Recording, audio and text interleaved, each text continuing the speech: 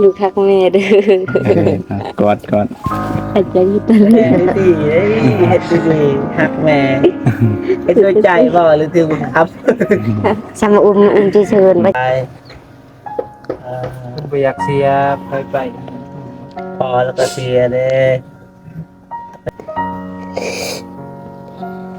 บ่ให้หยัง น่าได้ไหมเป็นยังคือ ซื้อนำมาฝากไว้ให้สู้กันกิน ขอบใจ ไปสู้ๆโอ้ยตอนนี้เพิ่นก็กำลังปรับให้เฮือนมันสากอยู่เนาะปรับตีนปรับหยัง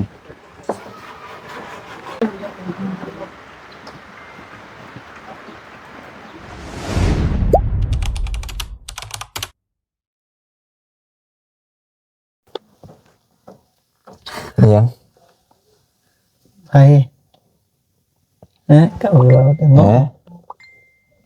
อ๊ะ คือบุลงบ้านน้องพินมาจอดนะ คิดในใจแล้ว ยังดีเหรอถอยรถออกมาเมื่อย ถอยลง หยอกแล้ว ลองมา ทำตัวถือเฮ้เหรอยังดี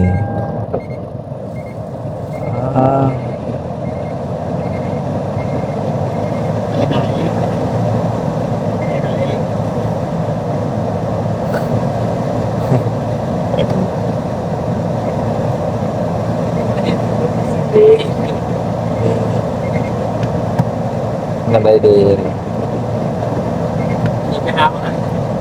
ดูภาพดิ ออกก่อน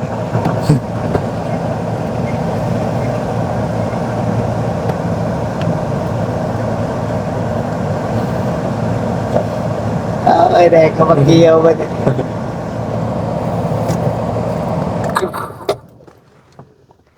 ไม่เป็นหรอกเนี่ยได้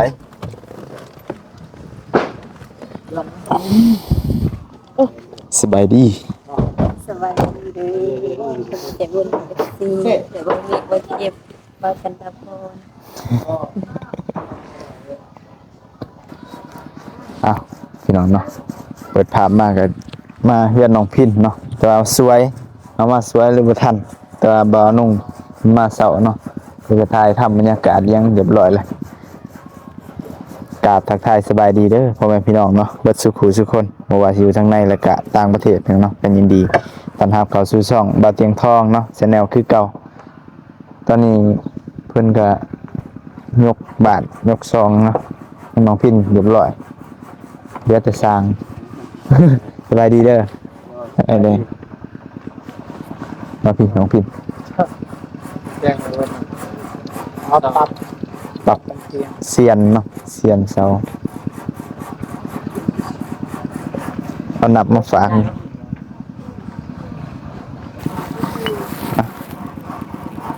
ซื้อนำมาฝากไว้ให้สู้กันกินผู้เพิ่นซอยเวียกนั่นแหละแต่ว่าชาวบ้านเพิ่นกลับเบิดแล้วเนาะฮึบจะยานมันหลบอันเด้อ ขอบใจ โอ้ยเดี๋ยวเบิดเลยยังจะสั่ง แน่นแต่แปลงเซามันดีมันแน่น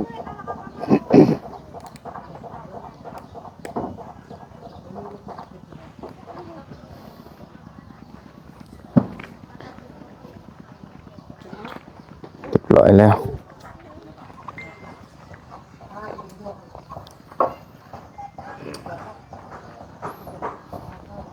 เพิ่นกินข้าวกินน้ำแล้วบ่เ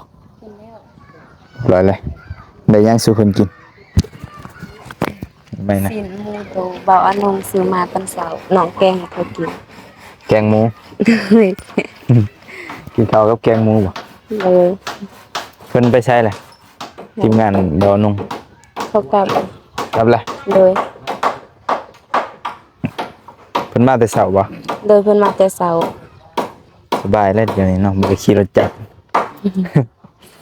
จวดจาดแป๊บเดียว บ่ได้แสบตาเลยตาครับ ตะกี้เราขี่รถจักรแต่เช้าต่อมาบัดนี้โอเคเบิดแล้วเพิ่นยกแล้วจักโมงไงเนาะ บ่ฮู้ เอ้าบ่ฮู้ บ่ โดน ได้ บ่จักโมงเริ่มย่อ ประมาณ7:00น 7:00นเช้า โดย มันพลิกจังน้อยเจ็บ 10:00นสิฮอด11:00นไวเติบยกแล้วก็พากันเมื่อเลยเนาะ โดยให้สั่งให้น้ำให้น้ำหวานเด้เขาก็พากันเมื่อ เนาะเอาเครื่องดื่มให้ โดย ช่องช่องจะ ก็โอเคแล้วเนาะบัดนี้ดีใจนำ โดย เรียนจะงาน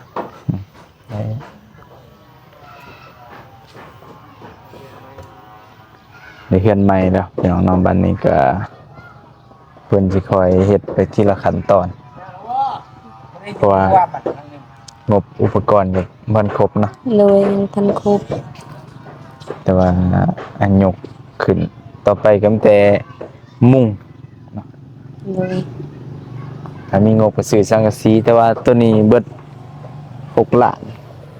สังกะสีเนาะตัวโมเดิร์นตัวนี้จักสิเบิดหลายปานใด มาสับกัน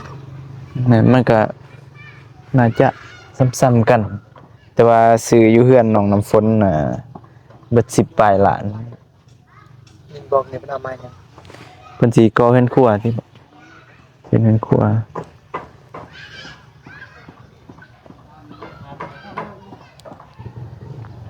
มาเบิดมัน10,000กว่าบาทนี่แหละราคา เนี่ยเป็นว่าง ฟ้านี่20,000ผาแต่ว่าตัวนี้สิเบิดหลายนี่ตัวนี้มันหุ่มเบิดเลย โดย นั่นบ่ ก็บ่เพราะว่าตัวนี้มันขันหอมก็แก้มพร้ำกันแหละ12ล้านซื้อเฮือนหลังนี่ราคากับ10,000พอดี30,000วงกบติงแม่นเฮ็ดทรงแบบนั้นนะเฮ็ดทรงแบบแอบหุ่มหมดเลย เพราะว่านี่น้องเพิ่นอยู่หลายคนเนาะ โดย จักคนน้องอยู่ ประมาณ4-5 คนนี่ 4-5คน เลยก็อีเมก็นอกแหละนอก2 คนก็มีอีกร้านเด้ร้านมาอยู่นำเด้อพี่เอื้อมก็ มาตั้งอยู่เจ็ดคน ร้านนี้4 คน ฝนมา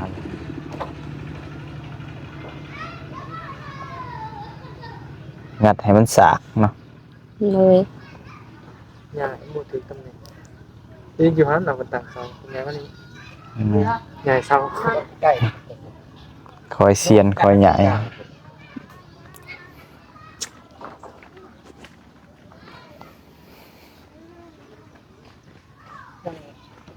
แต่ได้คืนว่าเป็นพิษดีๆตำแหน่งวางเตา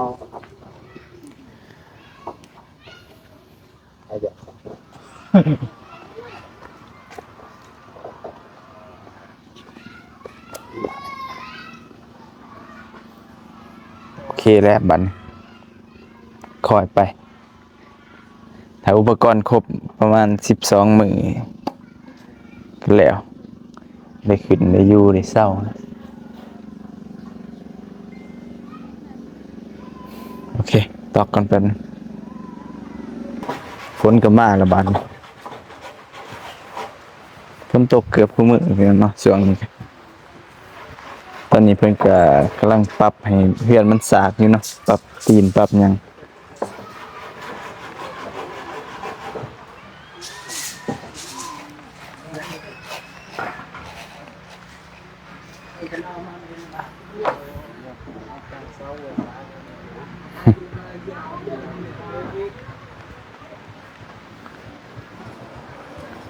หาคุณหกเนาะเพื่อนกันขนาดเดียวกันกับเพื่อนน้องจันทนา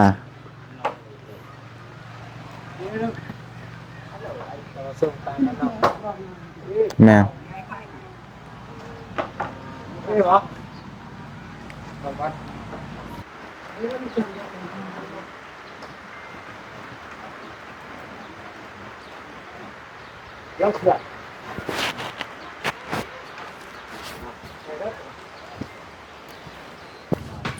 บายดีเด้อ ไปที่ เป็นอะไรแม่ ไหน ดีใจบ่มึง ก็ดีใจเลย ได้เฮือนใหม่แล้วเนาะ ก็ดีใจเลยจุลากับจุลูกมันช่วยนี่ก็ดีใจ ดูดูดูเว้าเบิ่งความรู้สึกเว้าสุพังเนี่ยเป็นจังได๋ ทีหนึ่งนะไปดีใจดีชอบ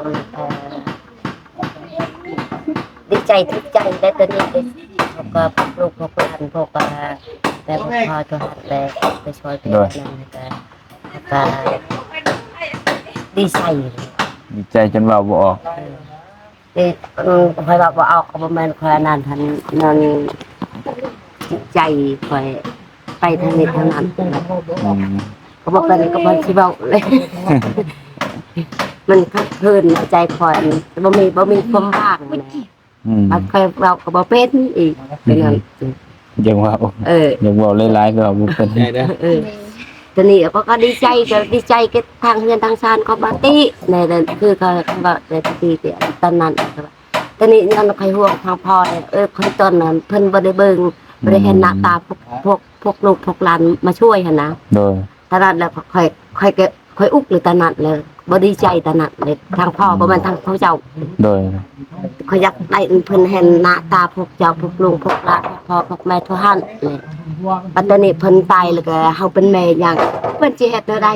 อยากให้เพิ่นเห็น เงิบเลยในนี้ อยากให้เพิ่นเห็นทีมงานเฮาบ่ เขาก็อยากเห็นใครว่าบ่อยากเห็นก็เห็น อยากให้พอแล้วเห็นทีมงานเฮาหั่นบ่ เขาอยากได้เพิ่นเห็นเพิ่นฮู้นะบ่แม่นอื่น เพิ่นเห็นอยู่เพิ่นอยู่เทิง จักมีเพิ่นอยู่จักพอละ อยู่สวรรค์ บ่มีดอก จักเพิ่นอยู่ไสบ่ยามเข้าไปอีกแม่ฝนตกห้ามเฮาเลย ตั้งติดนั่ง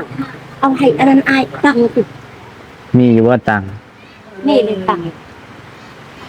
ฝนมันห้ำเฮา อ้าว ฝนถล่มเลย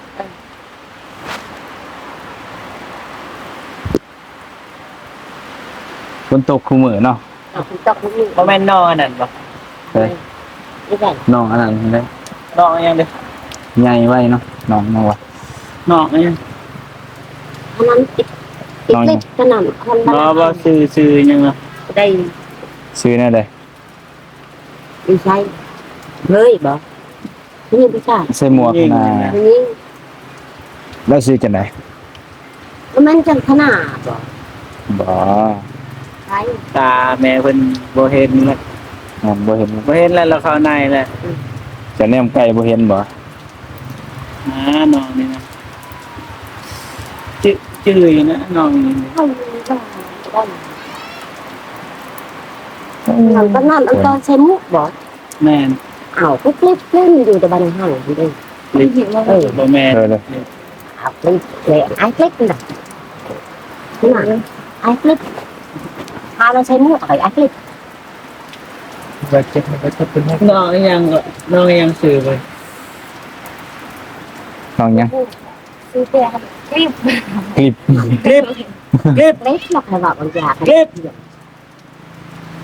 ปแม่นนะ คลิป น้องยังเลย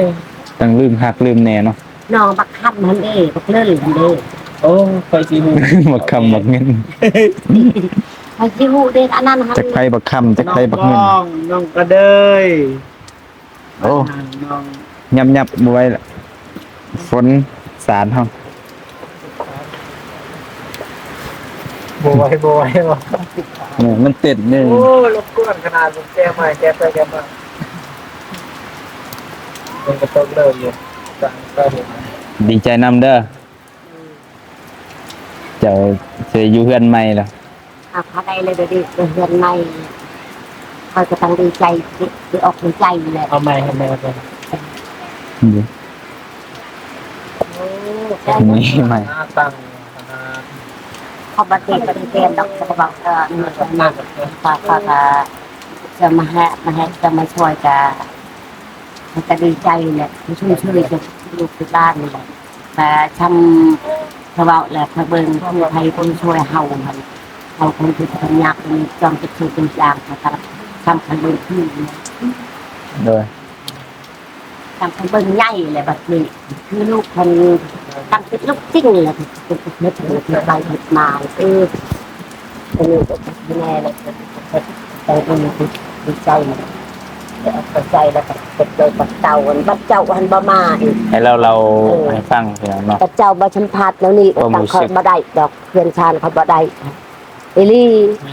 ที่บ่เจ็บพี่เป็นผู้แนะนำมาเป็นผู้ริเริ่มถ้ามุ้ยบ่เจ็บนี่โอ้บ่ได้ได้นี่ กันเบิดอยู่นะ เขาบ่ลืมก็บ่ลืมพูดแต่เทนี่ฮอดชีวิตเราเขาบ่ปะบ่ทิ่มเนาะขยันพกลูกพกหลานแล้วขยันปะทิ่มมาเฮาเป็นแม่ ป้าทิมจะได้เอามาซื้อไปทิม บัดแล้วเลยเฮือนชาญหันจะไปทางอื่นแล้วก็เจ้าก็ลืมแล้วเฮาว่าเป็นแม่แล้วเขาก็บ่ลืมย้อนเฮาทุกข์ว่ามันค่อยอันนั้นอันตั้งคือเขาหังมีดีได้ค่อยติดตอนค่อยรับพกลุนพกหลานหันที่แน่ตัวนี้อันคือเขาอันแค่บอกจะกินกันเทื่อก็บ่ยำกินบ่ยำจกก็ติดเข้าปัดค่อยเป็นแม่อีกอายแม่นอยู่เขาก็ค่อยอึดก็ค่อยอยากได้ให้มันม่วนน้ำกันนั่นเด้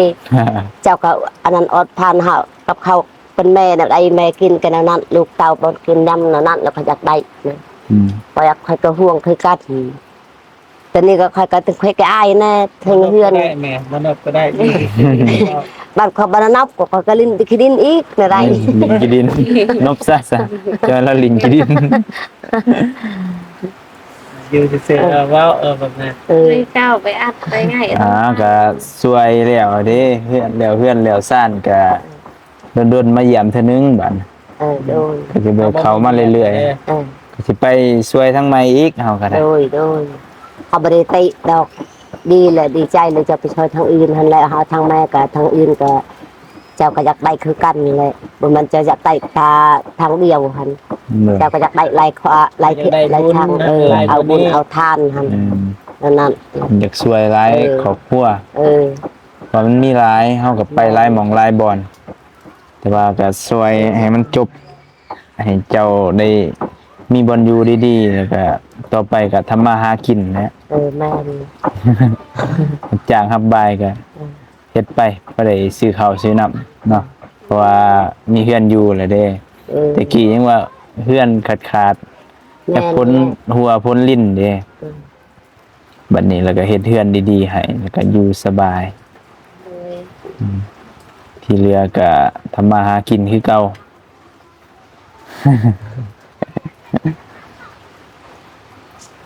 ทีนี้ยังพงาบยังทางอื่นก็บริคิดที่ทางหันนึงยังค่อยคิดแต่บริช่องนั้นเราคิดจิตใจก่อนนะมันบ่ทันถึงปีเพิ่นตายหลังจากคอยอันตอนนั้นก็ยังค่อยคิดแล้วคือเก่าเลย จะทำใจบ่ได้ โดย เป็นฮอดว่า ไปว่าที่คิดทอดตันพวกพอดี ใครเคยคิดทอดตันพวกผู้อื่น เท่าก็ตะเน้นและตะนั้นแหละพวกคอยนั่นคนชั่วก็ตะนั้นและขี้ไหลก็ตะนั้นและพวกคอยก็คืด หักหลายบ่ แห้งป่ะ แต่หักลายหักแทงก็แห้งเลย หักหลาย ตายแทนได้ หักหลายซำใด เอาจำได้ก็หักก็จำไปนอน ดิ ก็ น มัน ทรายหันได้ว่าลายจังนั้นดินทรายมันลายได้นับเบิ้ง แมนยูดังดินชายนะเขาบอกเขาบ่เที่ยงดอกอันนั้นในใจคนหันแกช้ำคิดทวงพัวหันพัวบ่มีกะตีนอนก็บ่รับกินข้าวยังก็บ่เชฟชำนั้นแหละชำได้อีกจะว่าคิดกัน ความหักสิ ความหักความแพงบัดจับเป็นยังก็มันหลุดตัวมือเนี่ยมันอยากอยู่เป็นอะไรก็ชำนั้น ลอยเบิ้งเนาะ บ่มีกระจิตกระใจเลยอยากสู้ชีวิต จับเป็นยังก็คิดทางพัวก็หลุดเลยบ่ได้อยู่มือค่ะยากเคยยังปัตตานีบัดค่อยจ่อยอีกเคยไปเคยมายากบัดมันเลื่อแล้วค่อย มันไล่ร่อนแล้วค่อยคือไล่อีกน้ำตา แต่บัดมันไล่ตัวน้ำตาตอนนั้นค่อยเบิ้งแล้วค่อยนั่นทางลูกตัวนี้แค่นั้นอีกกระเช่าตัวนี้เลยยังค่อยห่วงห่วง ยังห่วงลูกห่วงเต้า ห่วงตัวนี้เดี๋ยวเพิ่นเขาเอาใช้ก็ห่วงตัวนี้แหละเขาก็เว้าแล้วเพิ่นก็ว่าจะได้เลยเฮือนตัวนี้ก็ว่าเขาบ่ให้เจ้านี่ก็ว่าเฮือนไผตัวนี้เฮือนเจ้าก็ว่า บัดคอยตาย บัดเราเอาผัวเด้ เอาพวกก็ชู้ไผมักเพิ่นชู้ อ๋อให้มาอยู่นี่นำกัน โดย ดีแล้วเพราะว่าคือหูแล้วแม่เพิ่นก็เฒ่าเด้ คอยบ่ให้เราอันนั้นเขาแต่งเพิ่นนั่น อืม นั่นผู้เดียวลูกละเขาได้ผู้หญิงหั่น จะบ่อยากได้เงินบ่ค่ะแต่ง บ่ บ่อยากได้คำบ่ เอาคำกับคำตานัดบ่ไผกลัวหันลูกเลยกลัวดียังก็ตันค่อยใช้ลูกบัดค่อยได้คำหันเด้จักทีนึงทีเดียวค่อยใช้จักมันเชียนั่นได้ คำเสี เงิน ย คำอีกมันคำอันนั้นเงินอีกกว่าใช้มึงนึกกับมึงอันนั้น ใส่ละหมดเลยเนาะ บ่พออีกบัดค่อยใช้ลูกขันก็ไล่เทื่ออะไรทั้งมืดค่ำก็ค่อยก็ใช้เพิ่นต้นแรงต้นเช้าก็ใช้เพิ่นนั่น เด้ ไอ้หยัง จังบอก กิ้งกือบ งคือ บ้านเฮาว่าก็กู้ กูกู แม่น กูกู แต่ตรงลิ้นอีคือดี มาจาก ติดเป็นลิ้นบัดเพิ่นว่าตัวเองบอนว่าตัวเองอันตัวเองหาช่างแล้วนี่อันดีเลยเข้าไปช่วยว่าตัวเองให้ปะแม่บอกก็ว่าค่อยบ่ถึกใจแนวนั้นสิเว้าก็ว่าเขาว่าเจ้าคิดเจ้านี่เขาว่าค่อยก็นี่แล้วก็ว่าเขาก็บ่อยากอยู่เขาว่าบ่ม่วนผู้เดียวค่อยอยู่เจ้าเป็นลูกมีนะค่อยอยู่ม่วนเขาว่าตัวนี้ยังค่อยยังค่อยอยู่เลยยันเจ้าเขาว่าเจ้าบ่มีนะค่อยก็นี่คือกันเขา นี่เป็นไง ตั้งไปใช้ก็ได้บ่มันก็สิอึดบ่ดีเชือกก็มี ร้อนเลย ไปหลอนไป เชื เล อก ยว่า ก็มีค่อยมัดคอก็จะว่าบ่ตายค่อยเอาเม็ดค่อยแทงจะว่าบ่ตาย อย่า ฮะ อย่าบ่แนะนำเด้อ งูดินนี่เต็น ก็ได้น้ำไม่ยันค่อยห่วงลูกหญิงค่อยเดียวลูกหลาค่อยได้ผู้เดี เอา ยว ออกแม่บ่เจ็บ ตัวนี้ตอดนี่เจ็บไม่มีพิษในอันนี้ฮะ ก็มันก็เดือนขนาดนี้ บ่งูดิน อันนั้นเนี่ยน้องกันถนัดมัน เชียร์ออกไป บ่เป็นยัง ปัดเพิ่นเว้าอัน มันอยู่ในนี้ พันทุกข์นำเขตปัดเพิ่นเว้าว่าตัวเองบ่ว่าตัวเองบ่อยู่ดอกเคือนตัวนี้แม่ตัวเองที่นี่เอาผัวเพิ่นค่อยก็กินแกบ่แซ่บนี่แหละเพิ่นเว้า เจ้าผั เพื่ ว อ หรือเปล่า วันน่ะ เพิ่นเว้าเพื่อเลยทางหน้าแหละบ่แม่น ผัวเว้าเพื่อข้างหน้า ยันไปยันมัน ฮะ พี่นาจังเอา เป็นน่ะจังอัน มีแล้วบ่คนหลบ บ่มีไผดอก อ้าว เพิ่นเว้าเพื่อเลยนะทางหน้าเฮ็ดแต่มีคนนะจักได้ตัวเองใครมักเพิ่น นะ เป็นน่ะ ไม่เกิดจะสิเอาผัวคนเกิดใหม่ฮะ บ่เอาเขาก็บ่อยากเอาเนาะแนวเฮาก็บ่ไอ้จังเฮาก็บ่เข้มแข็งเฮาก็สู้ป่วยนั้นนี่ก็บ่อยากให้ลูกเขามาลำบากนำ ดีต่อ ทีนี้ยังก็เฮ็ดแต่ยังบ่ดีใจเพิ่นละ ใคร บ่ดีใจกับลูกเพิ่นเด้ คม บ่ เรา เฮ็ด ปล่อยคมเองให้ พาเพิ่นไปตัดไปแจกกันยังเพิ่นตังเพิ่นบ่มีแต่ตังค่อยปะเลยเขาบ่ได้เฮ็ดแต่ยังค่อยไปดองป้ายังก็ยังเกิดลูกเลยไปหาของกินอีหยังทางภายก็ยังเกิดลูกแล้วก็ต้นลูกแห่งตัวนี้เพิ่นคนโชว์เลยเด้ย้อนยัง เป็นห่วง ค่อยห่วงไอ้ลีพยานมันอยู่กับเขาหั่นเพิ่นบ่ได้ทน อยากเขาดูแลบ่ดี พยานหมู่รู้แลบ่ดีก็เขาสิได้ลูกกันมันอยู่กับแม่ก็กะยาแหละเพิ่นไปเฮ็ดเวียกงานกะยา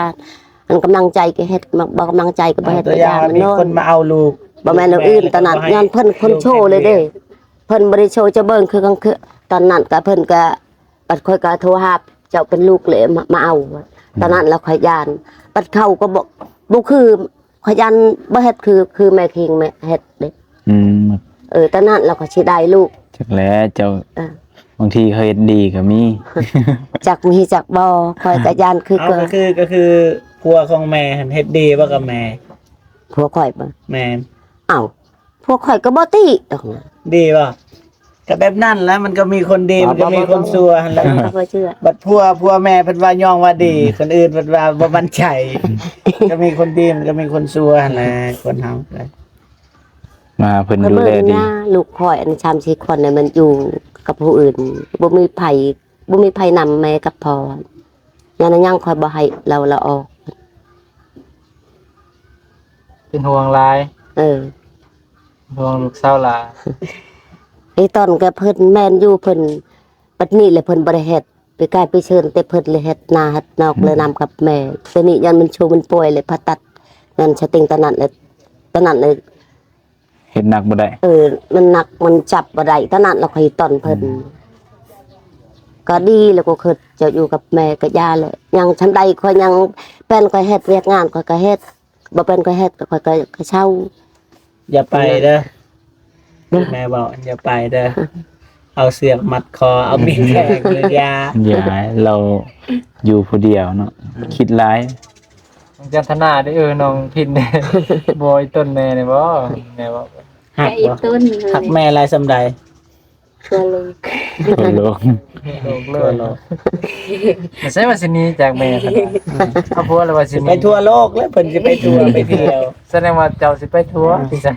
เจ้ามันบ่ได้หักแม่ เอ้าก็ว่าบ่ได้ว่าว่า หัก สิ แม่ ไป สำใดบอกเบิ่งบอกหักแม่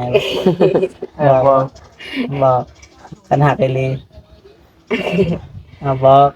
ก็ฮักอันนี้แต่เฮาบ่แสดงออกเฮาก็เบิ่งข้างๆนี่ ก็ต้องแสดงเฮาอยากเบิ่ง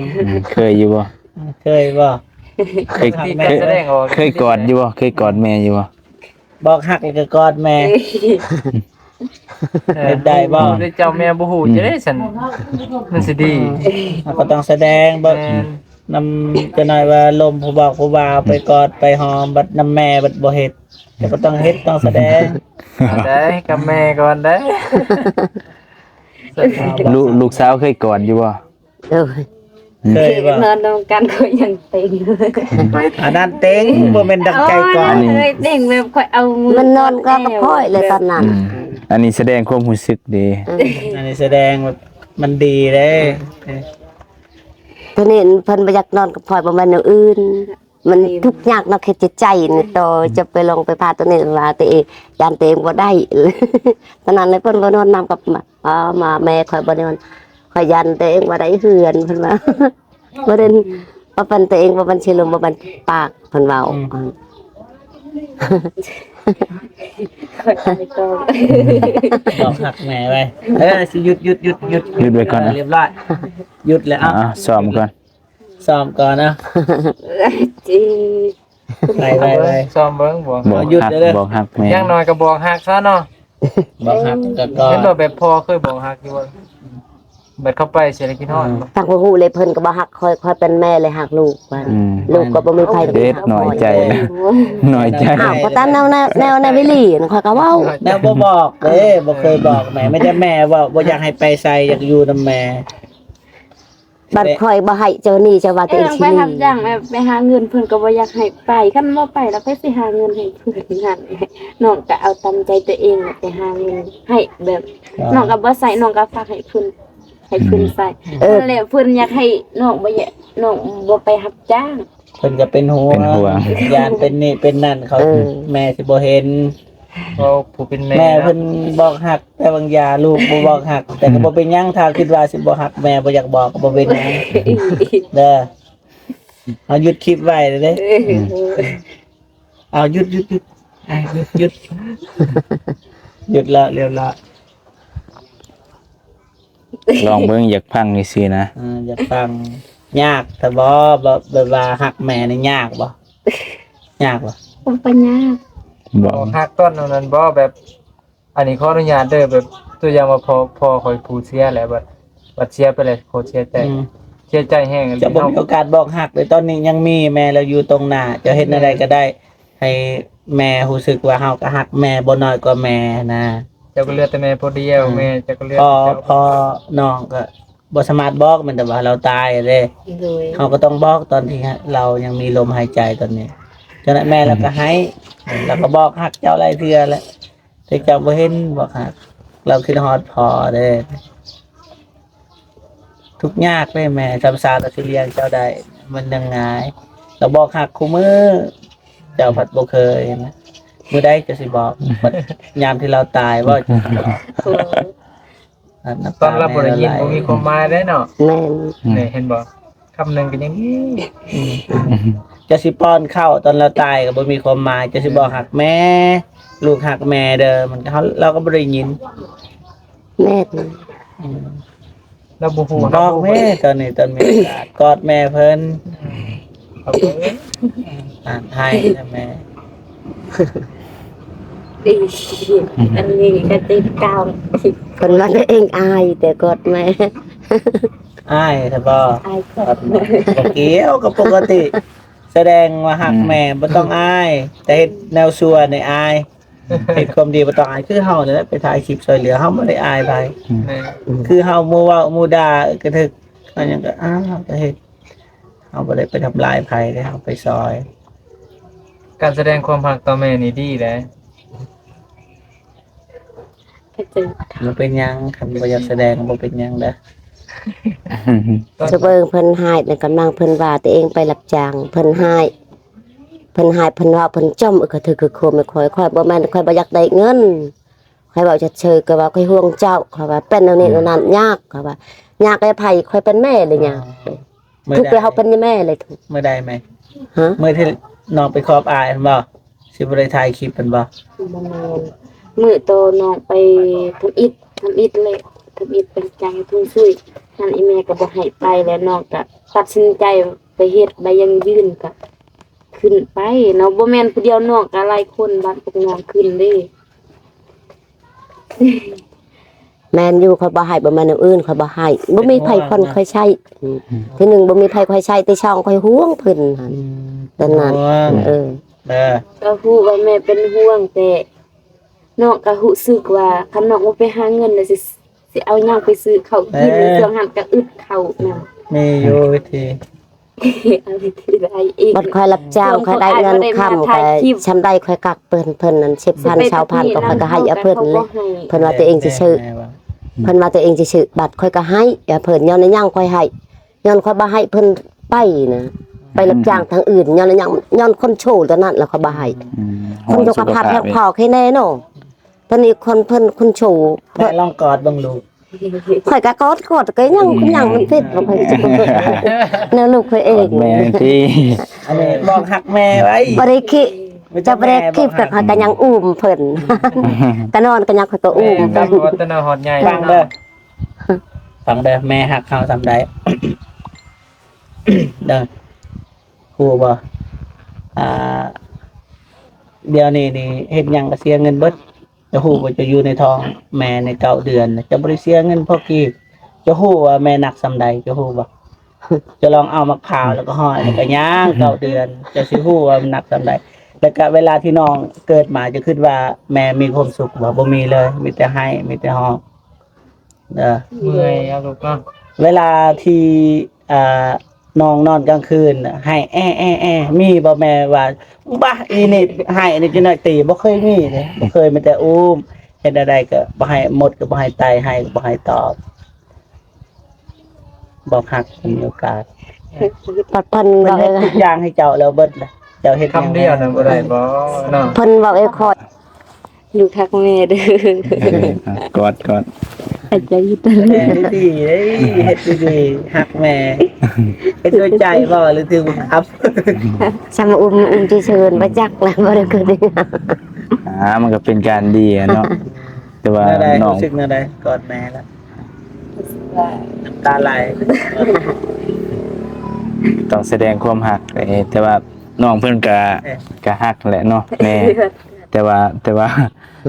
บ่กล้าแสดงออกเนาะ อืมเห็นบอกกอดซื้อจะให้ มันบ่คือกับเราเคยกอดกับคนเดียวหักคนอื่นนะกอดแม่มันรู้สึกต่างจะเคยบ่กอดผู้บ่าวแล้วให้บ่เคย เป็นปิติมันเกิดเลย มันเกิดเองไม่ฉะนั้นแหละเฮามีโอกาสกอดไว้กอดแล้วกอดนั่นแหละบ่เจ็บบ่เนาะย่างเมือนเห็นแม่มันไปกอดจับนม นี่บางคนก็จนด่าเกินไปเฮาก็อยากหยอกเลย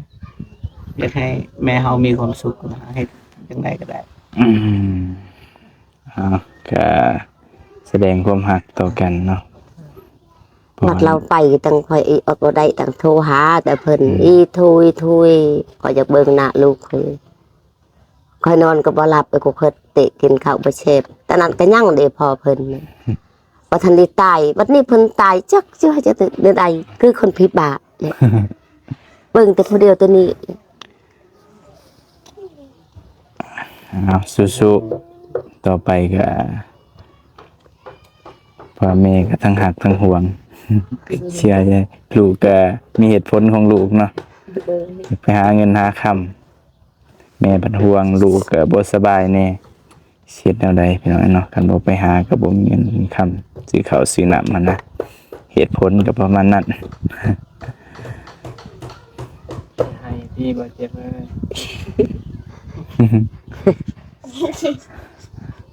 ไม่ใช่และบ่เจ็บ เลยให้ลิลูกก็ฮักแม่ก็ฮักลูก ให้พี่น้องเนาะเราก็ อย่าให้เด้อแม่เด้อ เดี๋ยวความหัก เอแม่ ความแพง จำได้ สู้ อร่อยหักลูกบ่ติดอกคนเป็นแม่หักลูกหลายอ่า บ่อยากเสียไป พอแล้วก็เสียเด้ก็อยากให้ลูกอยู่นำกันตลอดแล้วกันจ้ะ ๆบ่ให้หยัง น่าได้ไหมเป็นยังคือให้ฮะ พอให้ก็ตอนชีวิตก็เอง นี่ต้นชีวิต อ๋อก็ปกติแหละคนแบบเสาหลักครอบครัวก็เสียเป็นอะไรคนก็เป็นเสาหลักอืมดูเป็นอาชีพปากแม่อยู่คนเดียว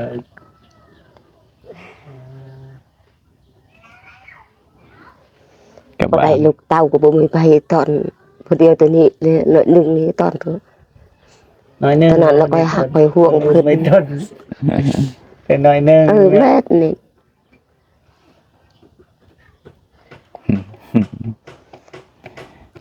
ชีวิตเท่าเป็นแม่ตั้งยากกันเลยกูคิดนะขอยันผู้หนึ่งบ่ฮักผู้หนึ่งบ่ฮักคอยจักแนวใดเลยกูคิดจากตอนใดมือใดแล้วค่อยล้มค่อยตาย หักเบิดนะ บ่คอยเป็นแม่ฮักก็ลูกบ่ได้ฮักดอกมันหายคือเก่ามันบอกว่าเก่า โชว์นะลูกหักเบิดคน แต่พอแล้วตัวนี้แล้วก็บ่ให้เลยนี่เตะออกอยากได้ดูอยู่นี่ อย่าให้ลูกอยู่นํเนาะลูกอยู่ดูแลแม่เพราะว่าแม่ก็สิบ่เหลือไผนะ อันเพิ่นบ่ตอนบ่มีไผดอกเพิ่นบ่ห่วงบ่มีไผดอกเพิ่นก็ปะยังในใจแต่กับข่อยเป็นแม่ข่อยเป็นแม่ก็ปะในใจกับตัวนี้ น้องชายผู้นี้เด้ ยังมีน้องชายอีกผู้หนึง มีอยู่ เพิ่นว่าตัวเองก็สิชู้ ไปสู้น้ำคนอื่น ตัวโดยเพิ่นว่าตัวเองบ่อยากดูอยู่นี่ก็ยาแหละแล้วได้เพิ่นอยากได้เป็นนั้น น้องชาย บ่ บ่ ห้ามแล้ว บ่มี บ่ห้ามผู้เดียวตัวนี้แล้วค่อยห้ามก็บ่ให้แล้วนี่เพิ่นในเลือกข่อยอยากได้โลแล บ่มีเงินแต่งเมียบ่สิไปสู้บ่ คือยันบ่มีอยู่แหละมันทุกข์จนยาก เอาเจ็บไปสู้ โอเคพี่น้องเนาะมื้อนี้ก็เพิ่นยกย่อเฮือนเป็นที่เรียบร้อยเนาะทางเฮือนน้องพินก็แสดงความยินดีนํเนาะทางน้องเพิ่นก็เริ่มตั้งบ้านตั้งซ่องขึ้นแล้วเนาะแต่ว่างบก็น่าจะยังบ่พออยู่พี่น้องเนาะแต่ว่าก็ส่วนหลายก็ทางบ่าวนุ่งเป็นผู้จัดการพี่น้องเนาะในส่วนนั้นทางบ่าวเมฆก็บ่มีเนาะแต่ว่าก็มาอัปเดตให้พี่น้องได้เบิ่งคือกันเนาะแต่ว่าสิเป็นอะไรนั้นก็คอยติดตามไปนํกันเด้อพี่น้องเนาะจะได้ก็ขอบคุณขอบใจเนาะขอบคุณขอบคุณหลายๆทางผู้ใหญ่ใจบุญเนาะที่ช่วยเหลือทางครอบครัวของน้องพินเนาะให้เพิ่นได้มีบ่อนพักบ่อนเช้าดีๆเนาะมีเฮือนใหม่งามๆพี่น้องเนาะใจก็ขอให้เพิ่นเนาะอยู่ดีมีแห้งโศกให้มานเนาะให้ร่ำให้รวยเดินทางตลอดปลอดภัยเนาะอยู่เย็นเป็นสุขเด้อเห็นหยังทำหยังก็ขอให้ราบให้ลื่น สมความมุ่งมา่ปรารถนาทุกสิ่งทุกประการเนาะทั้งบ่มีก็สิขอโตวจบคลิปแล้วก็ไปเวียกต่อก่อนเด้อบัดนี้พอกันใหม่คลิปหน้าพี่น้องเนาะสำหรับคลิปนี้สบายดี